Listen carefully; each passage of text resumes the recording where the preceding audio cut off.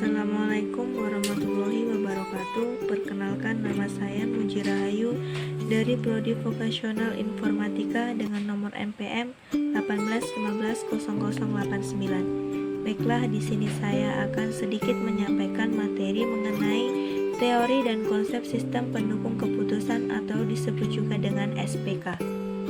Selanjutnya kita masuk pada pengertian apa itu pengertian sistem dan apa itu pengertian keputusan.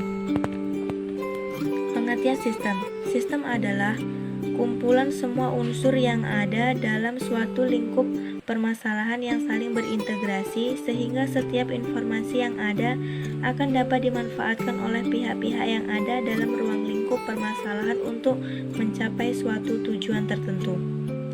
Selanjutnya yaitu pengertian dari keputusan sendiri merupakan suatu pemecahan masalah yang dilakukan melalui satu pemilihan dari beberapa alternatif. Selanjutnya kita masuk kepada tujuan dari sistem pendukung keputusan atau SPK, di mana fungsinya untuk meningkatkan kemampuan para pengambil keputusan dengan memberikan alternatif-alternatif keputusan yang lebih banyak atau lebih baik dan membantu untuk merumuskan masalah dan keadaan yang dihadapi. Atau secara singkat, SPK bertujuan untuk meningkatkan efektivitas dan efisiensi dalam pengambilan keputusan. Selanjutnya masuk kepada karakteristik sistem pendukung keputusan, di mana di sini ada beberapa karakteristiknya, yaitu mendukung proses pengambilan keputusan yang menitik beratkan pada manajemen dengan persepsinya. Selanjutnya adanya interface manusia atau mesin, di mana manusia sebagai user tetapi pemegang kontrol proses pengambilan keputusan. Yang ketiga ada mendukung pengambilan keputusan untuk membahas masalah terstruktur, semi terstruktur, dan tidak terstruktur. Selanjutnya memiliki kapasitas dialog untuk memperoleh informasi sesuai dengan kebutuhan.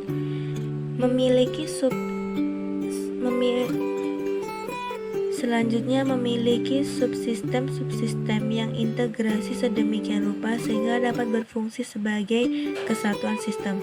Selanjutnya membutuhkan struktur data komprehensif yang ada melayani kebutuhan informasi seluruh tahap manajemen. Selanjutnya kita masuk kepada materi yang kedua, yaitu di sini ada perbedaan pendukung keputusan dengan sistem pendukung keputusan. Perbedaannya adalah yang terdapat pada SPK. Yang pertama, bisa menghemat sesuatu dan biaya tenaga pada SPK tersebut. Yang kedua, pada SPK yang lebih diutamakan yang efisiensi dan efektif. Selanjutnya, bisa memberikan alternatif pilihan keputusan yang banyak.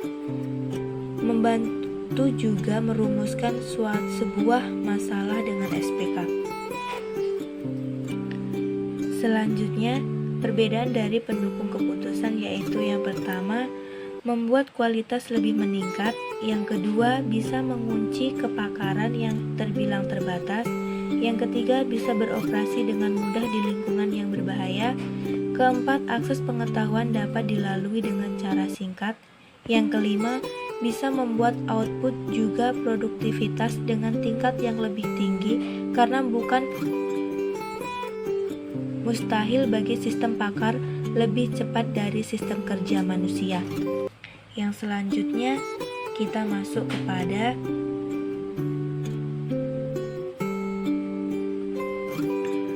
hubungan antara pendukung keputusan dan sistem pendukung keputusan.